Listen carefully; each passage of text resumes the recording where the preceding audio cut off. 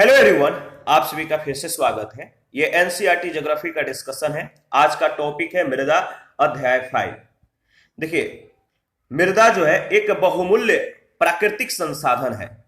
मृदा शब्द की उत्पत्ति लैटिन भाषा के सोलम शब्द से हुई है, जिसका अर्थ होता है फर्श यानी फ्लोर। मृदा विज्ञान क्या है, पेडोलॉजी क्या है? मृदा विज्ञान में मृदा का अध्ययन प्राकृतिक संसाधन के रूप में किया जाता है। इसके अंतर्गत मृदा का निर्माण, मृदा का वर्गीकरण, मृदा के भौतिक, रासायनिक और जैविक गुणों का अध्ययन किया जाता है। मृदा अनेक प्रकार के खनिजों, पौधों और जीव जंतुओं के अवशेषों से बनी है। भूपृष्ठ पर असंगठित दानेदार कणों वाली पतली परत मृदा कहलाती है। वैज्ञानिकों के अनुसार अगर बात करें तो मृदा धरातल पर प्राकृतिक तत्वों का समुच्चय है। इसमें जीवित और मृत पदार्थ सम्मिलित होते हैं, जिनमें पौधों को पोषित करने की क्षमता होती है। वनस्पतियों को पोषण प्रदान करने की मृदा की प्राकृतिक क्षमता मृदा की उर्वरता यानी फर्टिलिटी कहलाती है। अपक्षय क्या है, वेदरिंग क्या है? तापमान परिवर्तन, तुषार क्रिया, पौधों, प्राणियों और मनुष्य के क्रियाकलापों के द्वारा सेलों का टूटना और क्षय होना अपक्षय कहलाता है। प्राकृतिक रूप से उपलब्ध मृदा पर कारकों का प्रभाव। पहला है मूल पदार्थ यानी पेरेंट मटेरियल। मृदा मूलतः जिस पदार्थ के क्षरण से निर्मित होती है वह मृदा का मूल पदार्थ या जरक पदार्थ कहलाता है। पेरेंट मटेरियल कहलाता है ये पदार्थ ग्रेनाइट, संगमरमर, स्लेट जैसी कठोर और प्रतिरोधी चट्टानों के साथ साथ ज्वालामुखीय लावा, राख, रूपांतरित और अवसादी चट्टानों जैसी अपेक्षाकृत कम प्रतिरोधी चट्टानें भी हो सकती है। रॉक क्या है यानी चट्टान क्या है? चट्टान शब्द का प्रयोग केवल ग्रेनाइट, बलुआ पत्थर जैसे कठोर और उच्च प्रतिरोधक पदार्थों के लिए ही नहीं होता है, बल्कि इसका प्रयोग कंकड़, चिकनी मिट्टी, असंपीड़ित बालू, लोयस और जलोढ़ जैसे कम सघन और निम्न प्रतिरोधी मृदाओं के लिए भी किया जाता है। ठीक है, याद रखिएगा। देखिए, अंतर्राष्ट्रीय मृदा वर्ष 2015, संयुक्त राष्ट्र संघ ने 2015 को अंतर्राष्ट्रीय मृदा वर्ष घोषित किया। 2015 को अंतर्राष्ट्रीय मृदा वर्ष के रूप में मनाने का निर्णय मृदा के महत्व की दिशा में वैश्विक ध्यान आकर्षित करने के उद्देश्य से किया गया। ह्यूमस क्या है? ह्यूमस गाढ़े भूरे या काले रंग का जटिल कार्बनिक पदार्थ है, जिसका निर्माण वनस्पतियों और जीवों के अपघटन से होता है। ह्यूमस सामान्यतः मृदा में या मृदा के नीचे पाया जाता है। भिन्न भिन्न मृदाओं में ह्यूमस की मात्रा में भी भिन्नताएं पाई जाती है। ह्यूमस मृदा को नमी का अवशोषण करने तथा उस नमी को बनाए रखने में सक्षम बनाता है। मृदा में ह्यूमस की उपस्थिति पौधों की संतुलित वृद्धि में सहायक होती है। मृदा गठन क्या है? मृदा में विभिन्न प्रकार के कण पाए जाते हैं। सबसे बारीक मृदा को कोलाइडल मृत्तिका कहा जाता है। कोलाइडल मृत्तिका जिसके कणों को नंगी आंखों से यानी खुली आंखों से नहीं देखा जा सकता है। मृदा कणों के बढ़ते आकार के आधार पर इन्हें बजरी, रेत, गाद, चीका, पंख आदि नामों से भी जाना जाता है। इनसे मिलकर विभिन्न प्रकार की दोमट मृदाओं का निर्माण होता है। ठीक है, याद रखिएगा। देखिए, जब कणों की 3 से 4 किस्में एक साथ मिल जाती है तो दोमट मृदा अधिक संश्लिष्ट हो जाती है। भारत की अधिकांश मृदाएं दोमट किस्म की है। यहां पर आप देख सकते हैं जो मृदा कणों के प्रकार हैं: बजरी, रेत, गाद, चीका, पंख, गोलास। ठीक है, आगे बढ़ते हैं। देखिए, मृदा कणों के जो प्रकार हैं, कणों के जो आकार हैं, इसके बारे में एक बार ओवरव्यू ले लेते हैं। देखिए, कलिलीय मृत्तिका कणों का जो आकार है एक्स-रे विश्लेषण के द्वारा होता है। मृत्तिका इसके कणों का जो आकार है 0.002 मिलीमीटर से कम होता है। गाद का जो आकार होता है 0.002 से 0.05 मिलीमीटर के बीच होता है। सूक्ष्म रेत जो है इसका जो आकार है 0.05 से 0.2 मिलीमीटर और स्थूल रेत जो है इसका आकार 0.2 से 2.0 मिलीमीटर। और बजरी एवं गुटिका इसका जो आकार है, कणों के जो इनके आकार होते हैं 2 मिलीमीटर से अधिक होता है। तो ध्यान रखिएगा। मृदा के कणों की माप का मानक पैमाना मिलीमीटर है।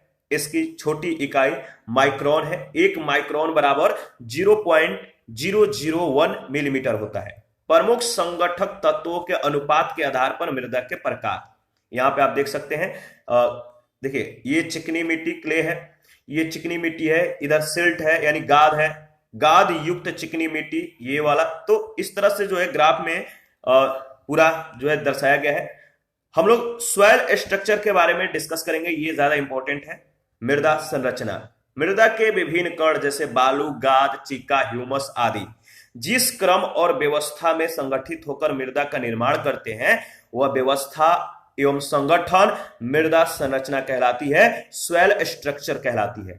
मृदा संरचना मृदा में जल और वायु की मात्रा को नियंत्रित करती है। मृदा में जल एवं वायु की पर्याप्त मात्रा होनी चाहिए, क्योंकि बीजों के अंकुरण, जड़ों के श्वसन तथा जीवाणु गतिविधियों के लिए जल एवं वायु की आवश्यकता होती है। मृदा अम्लीयता क्या है? मृदा के विलयन में मुक्त हाइड्रोजन आयनों का संकेंद्रण, ठीक है, मृदा के विलयन में मुक्त हाइड्रोजन आयनों का संकेंद्रण मृदा की अम्लीयता कहलाता है। मृदा की अम्लीयता को पीएच मान में मापा जाता है।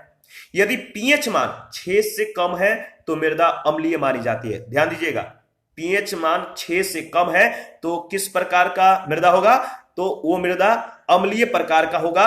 और मृदा की अम्लीयता दूर करने के लिए चूना या जिप्सम का प्रयोग किया जाता है। चूना या जिप्सम, ठीक है, याद रखिएगा, इंपॉर्टेंट है। देखिए इसके बाद जो है पीएच मान के अनुसार मिट्टी की जो प्रकृति है, जैसे 1 से 6 पीएच मान 1 से 6 तक जो मिट्टी की प्रकृति होगी वो अम्लीय मिट्टी होगा। उदासीन मिट्टी कौन होगा? तो जिसका पीएच मान 7 होगा वो उदासीन मिट्टी हो जाएगा। और क्षारीय मिट्टी कौन होगा? जिसका पीएच मान 8 से 14 के बीच होगा। ठीक है, इसको रट्टा मार जाइएगा, इंपॉर्टेंट है। मृदा वायु, स्वेल एयर। स्वेल एयर, मृदा में कणों के बीच असंख्य छिद्र पाए जाते हैं जिनमें जल और वायु विद्यमान होती है। यह वायु स्वतंत्र रूप से तथा जल के साथ घुली अवस्था में भी पाई जाती है। इस वायु में ऑक्सीजन, नाइट्रोजन तथा कार्बन डाइऑक्साइड आदि गैसों की उपस्थिति होती है, जो पौधों के श्वसन एवं वृद्धि तथा मृदा में उपस्थित जीवाणुओं की विभिन्न क्रियाओं के लिए आवश्यक होती है। मृदा जल क्या है? Swell water. मृदा में जल की उपस्थिति मृदा संरचना पर निर्भर करती है। मृदा में जल की मात्रा 0 से जल जमाव की स्थिति तक हो सकती है। सुसंगठित मृदा में पर्याप्त मात्रा में जल की उपस्थिति होती है। मृदा परिच्छेदिका क्या है? Swell profile. मृदा की ऊपरी सतह से लेकर उसकी मूल चट्टान तक के सभी संस्तरों को समग्र रूप से मृदा परिच्छेदिका कहा जाता है। मृदा संस्तर, तो मृदा संस्तर क्या है? स्वेल हॉरिजॉन क्या है? मृदा की कोई परत अपने ऊपर या नीचे की परतों से भौतिक और रासायनिक रूप से भिन्न हो सकती है। इन भिन्न परतों को मृदा संस्तर कहते हैं। मृदा के 4 संस्तर होते हैं। मृदा संस्तर के जो प्रकार है वो 4 प्रकार का है। देखिए, क संस्तर, ख, ग और घ संस्तर। ठीक है, क संस्तर क्या है? यह सबसे ऊपरी खंड होता है जहां पौधों की वृद्धि के लिए अनिवार्य जैव पदार्थ, खनिज पदार्थ, पोषक तत्व और जल का संयोजन होता है। इसके बाद ख संस्तर क्या है? यह क संस्तर और ग संस्तर के बीच संक्रमण खंड होता है, जिसे नीचे व ऊपर दोनों ओर से पदार्थ प्राप्त होते हैं। इसमें कुछ जैव पदार्थ होते हैं, तथापि खनिज पदार्थ का अपक्षयन स्पष्ट दिखाई देता है। इसके बाद है ग संस्तर। इस संस्तर की रचना ढीली जनक सामग्री से होती है। ठीक है, लूज पेरेंट मटेरियल से होती है। यह परत मृदा निर्माण की प्रक्रिया में प्रथम अवस्था होती है और अंततः ऊपर की 2 परतें इससे बनती है। आगे बढ़ते हैं। इसके देखिए यहां पे आप देख सकते हैं मृदा की ऊपरी परत बारीक और सादों से युक्त है। ठीक है, ये वाला ऊपरी परत हो गया। देखिए ह्यूमस क संस्तर स्थिति मृदा जो है यहाँ पे, और ये आपका ख संस्तर स्थिति है उप मृदा। यहाँ पे अपक्षय चट्टानी पदार्थ, बालू, गाद और चिकनी मिट्टी, ये वाला संस्तर में आप देख सकते हैं। ये है अपक्षयित आधारी चट्टानी पदार्थ। ठीक है, ये ग संस्तर स्थिति है। और सबसे नीचे जो है आपका मूल चट्टानी पदार्थ जो अपक्षयित नहीं हुए हैं, ये घ संस्तर स्थिति यानी आधारी चट्टान है।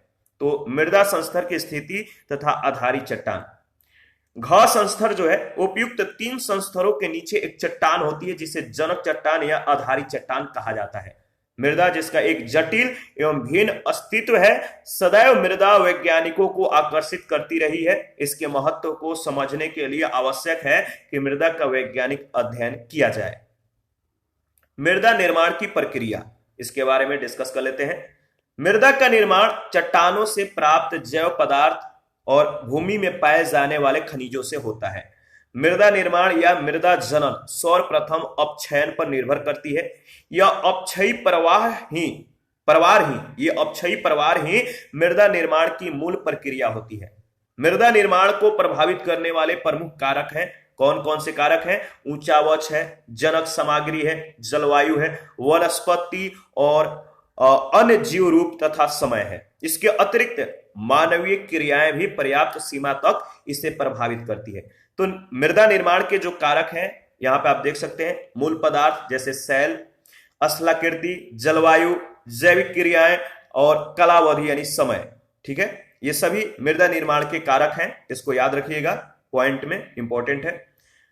सबसे पहले मूल पदार्थ यानी पैरेंट मटेरियल, इसके बारे में हम लोग डिस्कस कर लेते हैं। देखिए, मूल सेल कोई भी तदस्थाने यानी इन सीटू या उसी स्थान पर अपक्षयित सेल, मलबा यानी अपशिष्ट मृदा या लाए गए निक्षेप हो सकते हैं, परिवहनकृत मृदा हो सकते हैं। ठीक है, मृदा निर्माण मलबा के आकार और मलबा के कणों का विन्यास तथा सेल निक्षेप के खनिजों और रासायनिक संयोजन पर निर्भर करता है। इसके अंतर्गत अपक्षयन की प्रकृति और उसकी दर तथा आवरण की गहराई या मोटाई अन्य महत्वपूर्ण तत्व होते हैं। जब तक मृदाएं बहुत नूतन अवस्था में होती हैं एवं पर्याप्त परिपक्व नहीं हो जाती हैं, तब तक मृदाओं और मूल सेलों के प्रकार में घनिष्ठ संबंध होता है। कुछ चुना क्षेत्रों में भी यानी लाइमस्टोन एरियाज में भी अपक्षय प्रक्रियाएं विशिष्ट एवं विचित्र होती हैं। वही मिट्टियां मूल सेल से संबंध या स्पर्श संबंध को दर्शाती हैं। याद रखिएगा। स्थलाकृति या ऊंचावच, ठीक है, इसके बारे में डिस्कस कर लेते हैं। मूल सेल की भांति स्थलाकृति भी एक दूसरा निष्क्रिय नियंत्रक कारक है।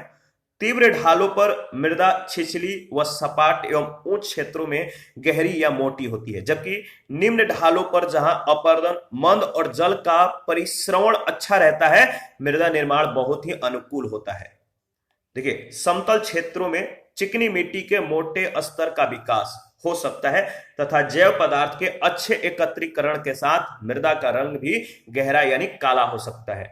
मध्य अक्षांशों के दक्षिणोन्मुख सूर्य की किरणों से ढके ढालों की वनस्पति और मृदा की दशा भिन्न होती है तथा उत्तरोन्मुख ठंडे नम दशाओं वाले ढालों पर अन्य प्रकार की मिट्टी और वनस्पति मिलती है। ठीक है, जलवायु क्या है, क्लाइमेट क्या है, इसके बारे में डिस्कस कर लेते हैं। देखिए, जलवायु मृदा निर्माण में एक महत्वपूर्ण सक्रिय कारक है। मृदा के विकास में संलग्न जलवायविक तत्वों में प्रमुख है। पहला है प्रवणता, वर्षा एवं वाष्पीकरण की बारंबारता व अवधि। दूसरा है आर्द्रता, तापक्रम में मौसमी एवं दैनिक भिन्नता। जैविक क्रियाएं क्या है, ऑर्गेनिक प्रोसेस क्या है, इसके बारे में डिस्कस कर लेते हैं। जैविक प्रक्रियाओं के अंतर्गत विभिन्न सजीव जीव प्रकृति में विद्यमान जैविक तथा अजैविक घटकों के साथ अभिक्रिया करते हैं। मृदा में उपस्थित जैव पदार्थ नाइट्रोजन स्थिरीकरण तथा नमी धारण करने की क्षमता आदि प्रक्रियाओं में भी सहायक होते हैं। याद रखिएगा। कुछ जैविक अम्ल जो ह्यूमस बनने की अवधि में निर्मित होते हैं, वे मृदा के मूल पदार्थ के खनिजों के विनियोजन में सहायता करते हैं। ठीक है, एलोकेशन में ये सहायता करते हैं। जैविक क्रियाओं की गहनता भी मृदा निर्माण को प्रभावित करती है। आर्द्र एवं अत्यंत गर्म जलवायु में ह्यूमस एकत्रीकरण अधिक हो जाता है, क्योंकि यहां बैक्टीरियल वृद्धि अधिक होती है। यदि मृदा बहुत अधिक ठंडी या बहुत शुष्क होती है तो जैविक क्रियाएं मंद या बंद हो जाती है। आर्द्र, उपोष्ण और भूमध्य रेखीय जलवायु में बैक्टीरियल वृद्धि एवं क्रियाएं सघन होती है तथा मृत वनस्पति शीघ्रता से ऑक्सीकृत हो जाती है, जिससे मृदा में ह्यूमस की मात्रा बहुत कम रह जाती है। बैक्टीरिया एवं मृदा के जीव हवा से गैसीय नाइट्रोजन प्राप्त कर उसे रासायनिक रूप में परिवर्तित कर देते हैं, जिसका पौधों के द्वारा उपयोग किया जा सकता है। इस प्रक्रिया को नाइट्रोजन स्थिरीकरण कहते हैं, नाइट्रोजन फिक्सेशन कहते हैं। इसके बाद है राइजोबियम। देखिए, राइजोबियम जो है एक प्रकार का बैक्टीरिया है जो तंतु वाले पौधों की जड़ ग्रंथिका में रहता है तथा मेजबान पौधों के लिए लाभकारी नाइट्रोजन का स्थिरीकरण करता है। चींटी, दीमक, केंचुए, कृंतक इत्यादि कीटों का महत्व अभियांत्रिक होता है। क्या होता है? अभियांत्रिक। मृदा निर्माण में ये महत्वपूर्ण होते हैं क्योंकि वे मृदा को बार बार ऊपर नीचे करते रहते हैं। केंचुए मृदा खाते हैं, केंचुए जो होते हैं क्या करते हैं? ये मृदा को खाते हैं, अतः उनके शरीर से निकलने वाली मृदा रसायन में परिवर्तित हो जाती है। टाइम पीरियड, कालावधि क्या है? मृदा निर्माण में कालावधि तीसरा महत्वपूर्ण कारक है। मृदा निर्माण की प्रक्रिया में लगने वाली अवधि मृदा की परिपक्वता और उसके पार्श्विका यानी प्रोफाइल के विकास का निर्धारण करती है। कुछ समय पहले निक्षेपित जलोढ़ मिट्टी या हिमानी टीलों से निर्मित मृदाएं तरुण या युवा मानी जाती हैं, यानी यंग मानी जाती है, तथा उनमें संस्तरों का अभाव होता है अथवा कम विकसित संस्तर मिलते हैं। देखिए, विश्व मृदा दिवस, वर्ल्ड सॉइल डे 2020 प्राकृतिक प्रणाली के महत्वपूर्ण घटक के रूप में तथा मानव कल्याण के लिए एक महत्वपूर्ण योगदानकर्ता के रूप में मृदा के महत्व का उत्सव मनाने के लिए 5 दिसंबर को विश्व मृदा दिवस के रूप में स्वीकार किया गया है। 5 दिसंबर 2021 के मृदा दिवस का मुख्य विषय यानी थीम जो है, याद रखिएगा, मृदा लवणीकरण को रोकें, मृदा उत्पादकता को बढ़ाएं। ठीक है, तो इसका थीम है। ठीक है, याद रखिएगा, इंपॉर्टेंट है।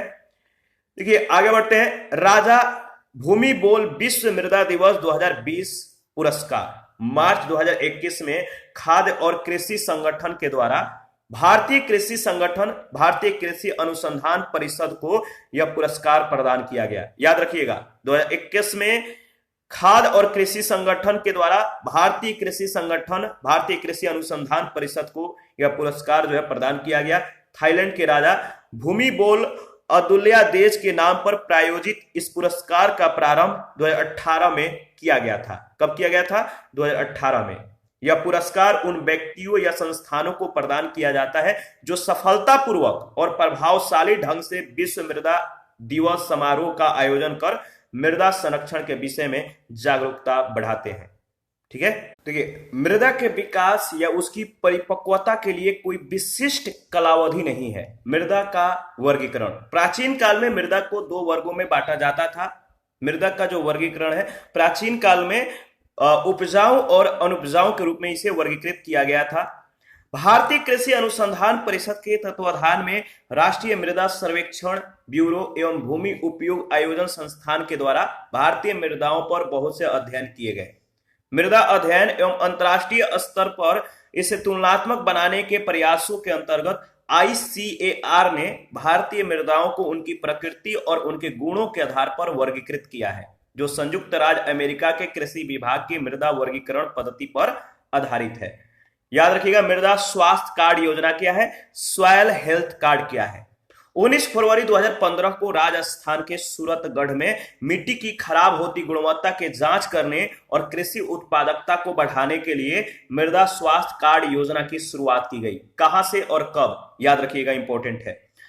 देखिए, प्रत्येक 3 वर्ष पर कार्ड का नवीनीकरण किया जाता है। इसका उद्देश्य उपलब्ध संसाधनों के उपयोग के द्वारा उत्पादकता में सुधार लाना और किसानों की स्थिति को सुधारना है। इस योजना के अंतर्गत ग्रामीण युवा एवं किसान जिनकी आयु 40 वर्ष तक है, मृदा परीक्षण प्रयोगशाला की स्थापना और नमूना परीक्षण कर सकते हैं, जिसके खर्च का 75% केंद्र और राज्य सरकार जो है वहन करती है। याद रखिएगा। देखिए, भारतीय कृषि अनुसंधान परिषद के द्वारा संरचनात्मक मिट्टी और खनिज मिट्टी के रंग और संशोधनात्मक महत्व को ध्यान में रखते हुए भारतीय मिट्टी को 8 वर्गों में विभाजित किया गया है। भारत की मृदाओं का वर्गीकरण उत्पत्ति, रंग, संयोजन और अवस्थिति के आधार पर 8 वर्गों में किया गया है। जलोढ़ मृदाएं, काली मृदाएं, लाल और पीली मृदाएं, लेटराइट मृदाएं, शुष्क मृदा, लवणीय मृदा, पिटमय मृदा और वन मृदा। ठीक है, तो चलिए सबसे पहले हम लोग जलोढ़ या दोमट मृदा के बारे में डिस्कस करेंगे, बारी बारी से सभी को कवर करेंगे। देखिए, यह उत्तरी मैदान और नदी घाटियों में भारत के सर्वाधिक क्षेत्रों में पाई जाने वाली मृदा है, जो देश के कुल क्षेत्रफल के लगभग 40% भाग पर यानी 15 लाख वर्ग किलोमीटर क्षेत्र पर जो है ये विस्तृत है। यह पंजाब से असम तक के विशाल मैदानी भाग के साथ साथ नर्मदा, ताप्ती, महानदी, गोदावरी, कृष्णा और कावेरी की घाटियों एवं केरल के तटवर्ती भागों में ये विस्तृत है। ये निक्षेपित मृदाएं हैं जिन्हें नदियों और सरिताओं ने अपरदित किया है। ये मृदा हिमालय के 3 महत्वपूर्ण नदी तंत्रों सिंधु, गंगा, ब्रह्मपुत्र और सहायक नदियों के द्वारा लाए गए निक्षेपों से बनी है, जो एक संकरे गलियारे के द्वारा राजस्थान से गुजरात तक फैली है। प्रायद्वीपीय प्रदेश में ये पूर्वी तट की नदियों के डेल्टाओं और नदियों की घाटियों में पाई जाती है। पूर्वी तटीय मैदान विशेषकर महानदी, गोदावरी, कृष्णा और कावेरी नदियों के डेल्टा भी जलोढ़ मृदा से बने हैं। जलोढ़ मृदाओं का रंग हल्के धूसर से राख धूसर जैसा होता है। इसका रंग निक्षेपण की गहराई, जलोढ़ के गठन और निर्माण में लगने वाली समय अवधि पर निर्भर करता है। जलोढ़ मृदा की उर्वरता अधिक होती है, इसीलिए जलोढ़ मृदा वाले क्षेत्रों में गहन कृषि की जाती है और इस क्षेत्र में जनसंख्या घनत्व भी अधिक पाया जाता है। जलोढ़ मृदाएं गठन में बलुई दोमट से चिकनी होती हैं। इस मिट्टी में पोटास, फास्फोरिक अम्ल, चूना और जैविक पदार्थ प्रचुर मात्रा में पाया जाता है, किंतु इनमें नाइट्रोजन और ह्यूमस तत्व बहुत कम पाया जाता है। याद रखिएगा, इस मिट्टी की परिच्छेदिका उच्च भूमियों में अपरिपक्व एवं निम्न भूमियों में परिपक्व होती है। पश्चिम से पूरब की ओर इनमें बालू की मात्रा घटती जाती है। इस मृदा में रेत, गाद और मृत्तिका के विभिन्न अनुपात पाए जाते हैं। बलुई दोमट मृदा की जल धारण क्षमता सबसे कम होती है, क्योंकि इनमें रेत के कण भारी मात्रा में पाए जाते हैं। याद रखिएगा, देखिए सामान्यतः दोमट मिट्टी में 40% बालू के कण, 40% चिकने कण और 20% गाद यानी सिल्ट पाई जाती है। जलोढ़ मिट्टी चावल, गेहूं, गन्ना, जूट, कपास, तिलहन, फल और सब्जियों की कृषि के लिए उपयुक्त होती है। सूखे क्षेत्र की मृदाएं अधिक क्षारीय होती हैं। निम्न और मध्य गंगा के मैदान में ब्रह्मपुत्र घाटी में ये मृदाएं अधिक दोमटी और मृणमय हैं। गंगा के ऊपरी और मध्यवर्ती मैदान में बांगर यानी पुरानी जलोढ़ और खादर यानी नई जलोढ़ नाम की 2 भिन्न मृदाएं विकसित हुई है। तो जलोढ़ मृदाएं आयु के आधार पर बांगर और खादर है। इन दोनों के बारे में हम लोग डिस्कस करेंगे। यहां से प्रश्न कई बार पूछे गए हैं। बांगर क्या है? पुरानी जलोढ़क, पुरानी कछारी मृदा जो अपरदन से प्रभावित होती है, बांगर कहलाती है। इसका जमाव बाढ़कृत मैदानों से दूर होता है। इसमें कंकर तथा अशुद्ध कैल्शियम कार्बोनेट है, इसकी ग्रंथियों की मात्रा ज्यादा होती है। इस मृदा का रंग पीला रक्ताभ भूरा होता है। शुष्क क्षेत्रों में इन मिट्टियों में लवणीयता तथा क्षारीयता के निक्षेप भी मिलते हैं, जिन्हें रेह कहा जाता है। क्या कहा जाता है? रेह। बांगर के निर्माण में चिक्का मिट्टी का प्रमुख योगदान रहता है। कहीं कहीं दोमट या रेतीली दोमट मिट्टी भी मिलती है। इस मिट्टी की उर्वरता बनाए रखने के लिए भारी मात्रा में उर्वरकों की आवश्यकता होती है। ठीक है। खादर क्या है? प्रतिवर्ष बाढ़ों के द्वारा निक्षेपित होने वाला नया जलोढ़क है, जिसमें बारीक गाद की अधिकता के कारण मृदा की उर्वरता बढ़ जाती है।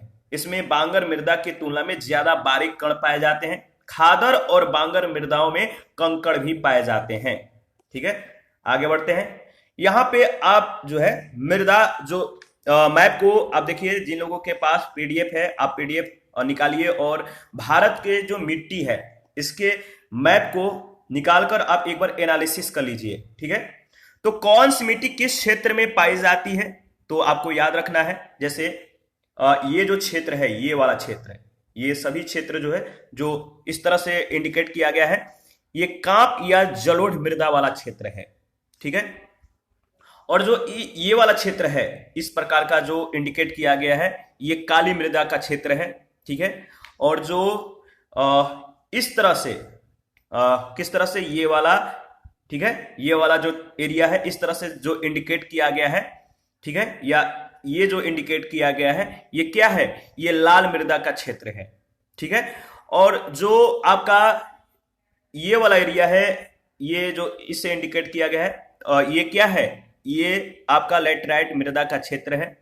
और जो आपका ये वाला एरिया है, यहां पे जो है शुष्क और मरुस्थलीय मृदा पाई जाती है, याद रखिएगा, ठीक है। और नीचे भी आप देख सकते हैं। और जो देखिए ये वाला जो एरिया है, ये वाला एरिया, ये सभी जो एरिया है, यहां पे कौन सी मृदा पाई जाती है? तो यहां पे वन और पर्वतीय मृदा पाई जाती है, ठीक है। और देखिए नेक्स्ट इसमें जो इंडिकेट किया गया है, यहां पे आप देख सकते हैं जो इस तरह का इंडिकेट किया गया है, यहां पे पीठमय और जय मृदा, और इस तरह से जो ये वाला एरिया है, ये सभी एरिया, ये जो है लवण युक्त मृदा का क्षेत्र है। तो आपको एक बार अच्छे से एनालिसिस करके आगे बढ़ना है। सब इसके बाद हम लोग काली मृदा यानी ब्लैक सॉइल के बारे में डिस्कस करेंगे। तो चलिए देखिए, भारत में काली मृदा का निर्माण ज्वालामुखी विस्फोट से निकले लावा के ठंडे होने के उपरांत बेसाल्ट लावा के अपक्षय यानी टूटने फूटने से हुआ है, इसीलिए इसे लावा मिट्टी भी कहते हैं। मालवा का पठार इसी दक्कन ट्राइब की काली मिट्टी क्षेत्र के अंतर्गत आता है। गोदावरी और कृष्णा नदियों के ऊपरी भागों और दक्कन के पठार के उत्तरी पश्चिमी भाग में गहरी काली मृदा पाई जाती है, याद रखिएगा। ये मृदाएं दक्कन ट्राइब के ऊपरी भागों में विशेष रूप से गुजरात, महाराष्ट्र, मध्य प्रदेश के पश्चिमी क्षेत्र, उड़ीसा के दक्षिणी क्षेत्र, कर्नाटक के उत्तरी जिला, आंध्र प्रदेश के दक्षिणी और समुद्री तटीय मैदान, तमिलनाडु के सलेम, इसके बाद रामनाथपुरम, कोयम्बटूर और तिरुनेलवेली जिलों, राजस्थान के बूंदी और टोंक जिलों में, छत्तीसगढ़ के पठारी क्षेत्रों तक जो है ये मिट्टी फैली हुई है। रासायनिक दृष्टि से काली मृदा में याद रखिएगा लोहा, चूना, कैल्शियम कार्बोनेट, पोटास, एल्यूमिनियम और मैग्नीशियम कार्बोनेट प्रचुर मात्रा में तथा नाइट्रोजन, फास्फोरस और जैविक पदार्थ यानी ह्यूमस की कमी पाई जाती है।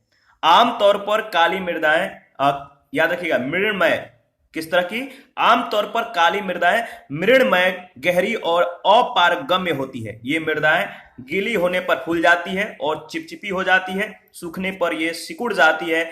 इस प्रकार शुष्क ऋतु में इन मृदाओं में चौड़ी दरारें पड़ जाती है, ठीक है। इस समय ऐसा प्रतीत होता है कि जैसे इनमें स्वतः जुताई हो गई हो, इसीलिए इसे स्वतः जुताई वाला मिट्टी भी कहते हैं। यह बहुत महीन कण यानी मृत्तिका से बनी है, जिसकी नमी धारण करने की क्षमता बहुत अधिक होती है।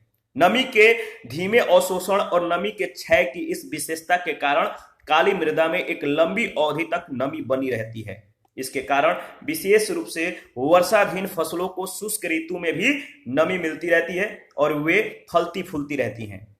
इस मिट्टी का काला रंग याद रखिएगा, यहां से प्रश्न पूछे गए हैं। इस मिट्टी का काला रंग टिटेनीफेरस मैग्नेटाइट एवं जीवाश्म यानी ह्यूमस के उपस्थिति के कारण होता है। काला रंग किसके कारण होता है? टिटेनीफेरस मैग्नेटाइट और ह्यूमस की उपस्थिति के कारण इस मिट्टी का रंग गहरे काले से लेकर हल्के काले तथा चेस्टनट यानी भूरी मिट्टी तक है। काली मृदा कपास की खेती के लिए उचित समझी जाती है, ठीक है, इसीलिए इसे काली कपासी मृदा भी कहते हैं, ठीक है। इसके बाद लाल और पीली मृदा, रेड एंड येलो सॉइल।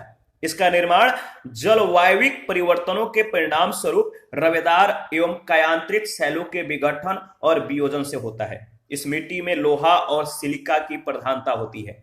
इस मृदा का लाल रंग किसके उपस्थिति के कारण होता है? तो लौह ऑक्साइड के उपस्थिति के कारण।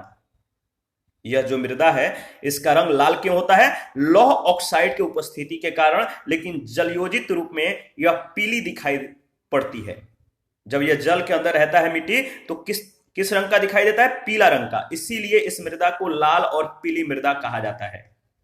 लाल मृदा का विकास दक्कन के पठार के पूर्वी और दक्षिणी भाग में कम वर्षा वाले उन क्षेत्रों में हुआ है जहां रवेदार आग्नेय चट्टानें पाई जाती हैं। पश्चिमी घाट के गिरिपाद क्षेत्र की एक लंबी पट्टी में लाल दोमट मृदा पाई जाती है। पीली और लाल मृदाएं उड़ीसा और छत्तीसगढ़ के कुछ भागों में एवं मध्य गंगा के मैदान के दक्षिणी भागों में पाई जाती है। यह अम्लीय प्रकृति की मृदा होती है। इसमें नाइट्रोजन, फास्फोरस और ह्यूमस की कमी होती है। यह मृदा प्रायः बंजर भूमि के रूप में पाई जाती है। अनुर्वरक यानी इसमें फर्टिलिटी कम होती है, यह उपजाऊ नहीं होता है, बंजर भूमि के रूप में ये पाई जाती है, ठीक है। तो याद रखिएगा यह जो है अम्लीय प्रकृति का मृदा होता है। नाइट्रोजन, फास्फोरस और ह्यूमस की कमी होती है। यह मृदा प्रायः जो है बंजर भूमि के रूप में पाई जाती है। आगे बढ़ते हैं नेक्स्ट। देखिए उच्च भूमियों में इन मिट्टियों की परत महीन होती है तथा ये बजरी युक्त, बलुई, पथरीली और छिद्र युक्त होती है। इसीलिए बाजरे जैसी खाद्यान्न फसलों के लिए उपयुक्त होती है। किंतु निम्न भूमियों और घाटियों में ये समृद्ध, गहरी, उर्वर, गहरे रंग की होती है। कपास, गेहूं, दाल, तंबाकू, ज्वार, अलसी, मोटे अनाज, आलू और फलों की खेती के लिए ये उपयुक्त होती है। भारत में यह मिट्टी तमिलनाडु, कर्नाटक, महाराष्ट्र, आंध्र प्रदेश और मध्य प्रदेश के पूर्वी भाग, छत्तीसगढ़, उड़ीसा तथा झारखंड के व्यापक क्षेत्रों में तथा पश्चिम बंगाल, दक्षिणी उत्तर प्रदेश और राजस्थान के कुछ क्षेत्रों में यह पाई जाती है। इसके बाद है लैटराइट मृदा। लैटराइट एक लैटिन शब्द लेटर से बना है जिसका शाब्दिक अर्थ ईंट होता है, यानी ब्रिक होता है। इस मृदा का प्रयोग ईंट बनाने में भी किया जाता है। लैटराइट मृदा जो है इसका प्रयोग ईंट के बनाने के लिए भी होता है, ब्रिक्स बनाने के लिए भी होता है। इसका निर्माण मानसूनी जलवायु की आर्द्रता और शुष्कता में क्रमिक परिवर्तन के परिणाम स्वरूप उत्पन्न विशिष्ट परिस्थितियों में होता है। इसमें आयरन और सिलिका की बहुलता होती है। वर्षा के साथ चूना और सिलिका निक्षालित हो जाते हैं तथा लोहे के ऑक्साइड और एल्यूमिनियम के यौगिक से ये भरपूर मृदाएं शेष रह जाती है। लैटराइट मृदा उच्च तापमान, अत्यधिक वर्षा वाले क्षेत्रों में विकसित होती है जो उष्णकटिबंधीय भारी वर्षा के कारण तीव्र निक्षालन यानी लीचिंग का परिणाम है। ये आर्द्र प्रदेशों की अपक्षालित मृदाएं हैं। कणों के आधार पर या कणों के आकार पर जो है लैटराइट मिट्टियां तीन प्रकार की होती हैं: भूजलीय लैटराइट, गहरी लाल लैटराइट और श्वेत लैटराइट। गहरी लाल लैटराइट है, इसमें लौ ऑक्साइड और पोटास की बहुलता होती है। इसकी उर्वरता कम होती है लेकिन निचले भाग में कुछ खेती की जाती है इस मिट्टी में। सफेद लैटराइट की जो उर्वरता होता है सबसे कम होता है। सफेद जो लैटराइट है इसकी उर्वरता सबसे कम होता है तथा केओलिन के कारण इसका रंग सफेद होता है। भूमिगत जलीय लैटराइट मृदा तुलनात्मक रूप से अत्यंत उपजाऊ होती है क्योंकि वर्षा काल में लौह ऑक्साइड जल के साथ घुलकर नीचे चले जाते हैं। लैटराइट मृदा का लाल रंग लोहे के ऑक्साइड के कारण होता है। इस बात को ध्यान में रखिएगा, ये मिट्टियां सामान्यतः लोहे और एल्यूमिनियम में समृद्ध होती हैं। ये मिट्टियां सामान्यतः लोहे और एल्यूमिनियम में समृद्ध हैं जबकि इनमें नाइट्रोजन, चूना और जैविक पदार्थों की कमी होती है। इस मृदा में ह्यूमस की मात्रा कम पाई जाती है क्योंकि इन क्षेत्रों में तापमान और वर्षा की मात्रा अधिक होने के कारण क्षारीय तत्व और ह्यूमस जल के साथ घुलकर नीचे की परतों में चले जाते हैं। ये प्रायः कम उर्वरता वाली मिट्टियां हैं किंतु उर्वरकों के प्रयोग से इनमें कपास, चावल, रागी, गन्ना, दाल, चाय, कहवा और काजू आदि की कृषि की जाती है। ये मृदा चाय एवं इलायची की खेती के लिए सर्वाधिक उपयुक्त होती है। देखिए तमिलनाडु, आंध्र प्रदेश और केरल की लाल लेटराइट मृदा काजू की फसल के लिए अधिक उपयुक्त है। मृदा संरक्षण की उचित तकनीक अपनाकर इस मृदा में कर्नाटक, केरल और तमिलनाडु में चाय और कॉफी उगाई जाती है। इस मृदा का विकास मुख्य रूप से प्रायद्वीपीय पठार के ऊंचे क्षेत्रों में हुआ है जो मुख्य तौर पर सह्याद्री, पूर्वी घाट, राजमहल पहाड़ियां, सतपुड़ा, विंध्य और महाराष्ट्र, कर्नाटक, केरल, तमिलनाडु, मध्य प्रदेश, उड़ीसा, असम, मेघालय के पहाड़ी क्षेत्रों में ये पाई जाती है। शुष्क मृदा क्या है? शुष्क मृदा, देखिए शुष्क मृदाओं का जो रंग होता है लाल तथा किशमिशी प्रकार का होता है। शुष्क मृदा का जो रंग है लाल तथा किशमिशी प्रकार का होता है। कुछ क्षेत्रों, देखिए ये सामान्यतः जो है ये जो मृदा है सामान्यतः संरचना में बलुई और प्रकृति में लवणीय होती है। तो शुष्क मृदा संरचना में बलुई प्रकार का और प्रकृति में लवणीय होता है। कुछ क्षेत्रों की मृदाओं में नमक की मात्रा इतनी अधिक होती है कि इनके पानी को वाष्पीकृत करके नमक प्राप्त किया जाता है। शुष्क जलवायु, उच्च तापमान और तीव्र गति से वाष्पीकरण के कारण इन मृदाओं में नमी और ह्यूमस की मात्रा कम होती है। इनमें नाइट्रोजन अपर्याप्त और फास्फेट सामान्य मात्रा में होता है तथा नीचे की ओर चूने की मात्रा में वृद्धि होने के कारण निचले संस्तरों में कंकड़ों की परत पाई जाती है। मृदा की तली संस्तर में कंकड़ों की परत बनने के कारण पानी का रिसाव सीमित हो जाता है। इसीलिए सिंचाई किए जाने पर इन मृदाओं में पौधों की सतत वृद्धि के लिए पर्याप्त नमी हमेशा उपलब्ध रहती है। ये मृदाएं विशिष्ट शुष्क स्थलाकृति वाले पश्चिमी राजस्थान में विकसित हुई हैं। ये मृदाएं अनुवर्र है, यानी उपजाऊ नहीं है। ये मृदाएं क्या है? अनुवर्र है, अनुपजाऊ है, क्योंकि इनमें ह्यूमस और जैव पदार्थ कम मात्रा में पाए जाते हैं। इसके बाद है मरुस्थलीय मृदा, डेजर्ट सॉइल। इसके बारे में डिस्कस कर लेते हैं। देखिए, जो मरुस्थलीय मृदा है, मरुस्थलीय मृदा का रंग लाल और भूरा होता है, जो सामान्यतः रेतीली से बजरी युक्त और लवणीय होती है। इनमें जैविक पदार्थ, ठीक है, याद रखिएगा, इनमें जैविक पदार्थ तथा नाइट्रोजन की कमी और कैल्शियम कार्बोनेट की भिन्न मात्रा पाई जाती है। इन मृदाओं में नाइट्रोजन, ह्यूमस और नमी की मात्रा कम होती है।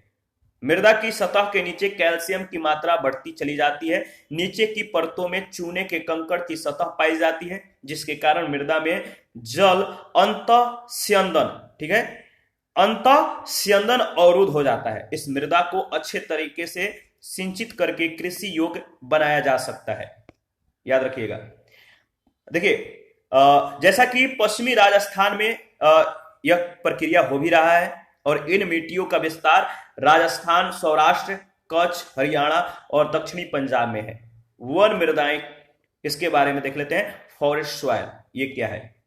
ये मिट्टियां 3000 मीटर से 3100 मीटर के बीच हिमालय में शकुंधारी वन क्षेत्रों में पाई जाती है। जो वन मृदाएं हैं, फॉरेस्ट सॉइल है, ये मिट्टियां 3000 मीटर से 3100 मीटर के बीच हिमालय में शकुंधारी वन क्षेत्रों में पाई जाती है। इनके कुछ जमाव सह्याद्री, पूर्वी घाट और तराई क्षेत्र में यानी उत्तर प्रदेश में भी देखे जाते हैं।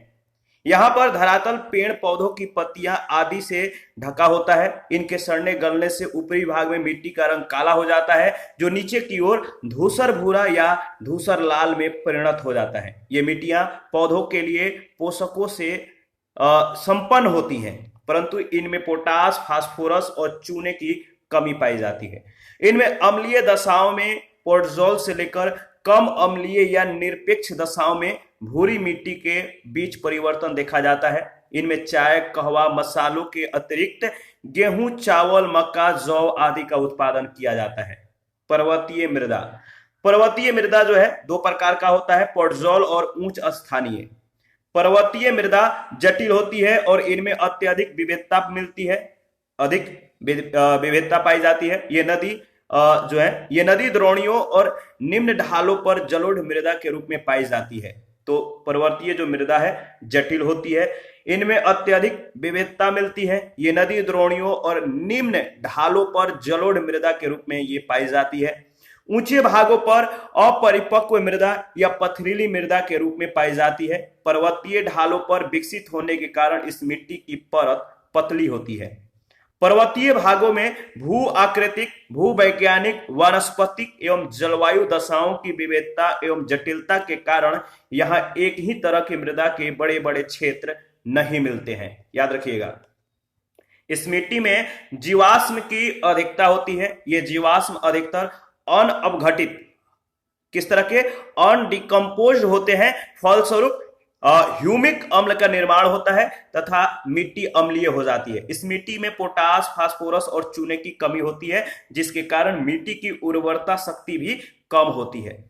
देखिए, खड़े ढाल वाले ऊंचावच प्रदेश मृदा विहीन होते हैं। इस मृदा के विभिन्न प्रदेशों में अलग अलग प्रकार की फसलें उगाई जाती है, जैसे चावल नदी घाटियों में, फलों के बाग ढलानों पर और आलू लगभग सभी क्षेत्रों में पैदा किया जाता है। ढालों पर स्थित होने के कारण यह मिट्टी बागानी फसलों और फलों की कृषि के लिए विशेष रूप से उपयोगी है। भारत में चाय, कहवा, मसाले और फलों की कृषि इसी मृदा में की जाती है। इसके बाद है लवणीय मृदा, ठीक है। लवणीय मृदा क्या है? ऐसी मृदाओं को ऊसर मृदाएं भी कहते हैं।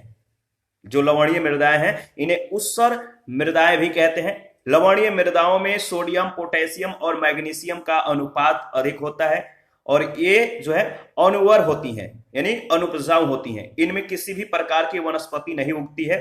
मुख्य रूप से शुष्क जलवायु और खराब अपवाह के कारण इनमें लवणों की मात्रा बढ़ती जाती है। इनकी संरचना बलुई से लेकर दोमट तक होती है। इनमें नाइट्रोजन और चूने की कमी होती है। ये मृदाएं शुष्क एवं अर्ध शुष्क तथा जलाक्रांत क्षेत्रों में पाई जाती है। इसका अधिकतर प्रसार पश्चिमी गुजरात, पूर्वी तट के डेल्टाओं और पश्चिमी बंगाल के सुंदरवन क्षेत्रों में है। कच्छ के रण में दक्षिण पश्चिम मानसून के साथ नमक के कण आते हैं जो एक पपड़ी के रूप में ऊपरी सतह पर ये जमा हो जाते हैं। डेल्टाई प्रदेश में समुद्री जल के भर जाने से इन मृदाओं के विकास को बढ़ावा मिला है या मिलता है। अत्यधिक सिंचाई वाले गहन कृषि के क्षेत्रों में, विशेष रूप से हरित क्रांति वाले क्षेत्रों में उपजाऊ जलोढ़ मृदाएं भी लवणीय होती जा रही है। शुष्क जलवायु वाली दशाओं में अत्यधिक सिंचाई केशिका क्रिया कैपिलरी एक्शन को बढ़ावा देती है। शुष्क जलवायु वाली दशाओं में अत्यधिक सिंचाई जो है केशिका क्रिया को बढ़ावा देती है। इसके परिणाम स्वरूप क्या होता है कि नमक ऊपर की ओर बढ़ता है और मृदा की सबसे ऊपरी परत नमक में जो है या नमक इसमें जमा हो जाता है। केशिका क्रिया के परिणाम स्वरूप इन क्षेत्रों में सोडियम, कैल्शियम और मैग्नीशियम के लवण धरातल पर एक सफेद परत के रूप में दिखाई पड़ने लगते हैं। याद रखिएगा। इसके बाद देखिए, भारत में सर्वाधिक लवण प्रभावी क्षेत्र गुजरात में है। लवण प्रभावी मृदा को लवणीय, क्षारीय और तटीय लवणीयों में विभाजित किया जाता है। तो भारत में सर्वाधिक लवण प्रभावी क्षेत्र कहां पर है? गुजरात में है। लवण प्रभावी यानी साल्ट अफेक्टेड मृदा को सैलिन यानी लवणीय, क्षारीय एवं तटीय लवणीय में विभाजित किया जाता है। भारत में सर्वाधिक लवणीय मृदा वाले राज्यों का जो अवरोही क्रम है, याद रखिएगा, गुजरात, हरियाणा और उत्तर प्रदेश। क्रम याद रखिएगा। मृदा का लवणीकरण मृदा में एकत्रित सिंचित जल के वाष्पीकृत होने से पीछे छूटे नमक और खनिजों से उत्पन्न होता है। सिंचित भूमि पर मृदा के लवणीकरण होने के कारण मृदाएं अपारगम्य हो जाती है। मृदा में लवणता की मात्रा को ज्ञात करने के लिए विद्युत चालकता मापी का प्रयोग किया जाता है। इलेक्ट्रिकल कंडक्टिविटी का प्रयोग किया जाता है। इस प्रकार के क्षेत्रों में, विशेष रूप से पंजाब और हरियाणा में, लवणता की समस्या से निपटने के लिए चूना या जिप्सम के प्रयोग और लवण रोधी फसलों जैसे बरसीम, चावल, गन्ना की खेती करने की सलाह दी जाती है। मुख्य रूप से शुष्क जलवायु और खराब अपवाह के कारण इनमें लवणों की मात्रा बढ़ती जाती है। लवणीय व क्षारीय मृदा स्थानीय नाम क्या है? रे है, कल्लर है, रकार है, ऊसर है, काल है और चापेन है। पीट मृदाएं, इसके बारे में डिस्कस कर लेते हैं। पीट मृदाएं नदी डेल्टा वाले क्षेत्रों में जल भराव वाले क्षेत्रों की मिट्टी को पीट मृदा कहते हैं। पीट मृदा किसको कहते हैं?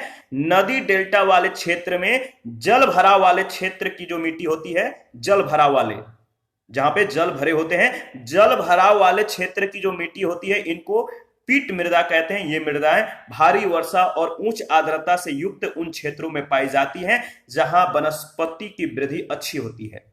इन क्षेत्रों में मृत जैव पदार्थों की अधिकता के कारण मृदा को ह्यूमस और पर्याप्त मात्रा में जैव तत्व प्राप्त होते हैं।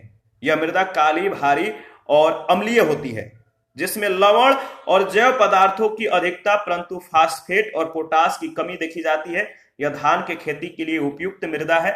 यह मृदा मुख्यतः केरल राज्य में कोट्टायम जनपद के पश्चिमी भाग और अलपुझा जनपद के कुछ क्षेत्रों में पाई जाती है।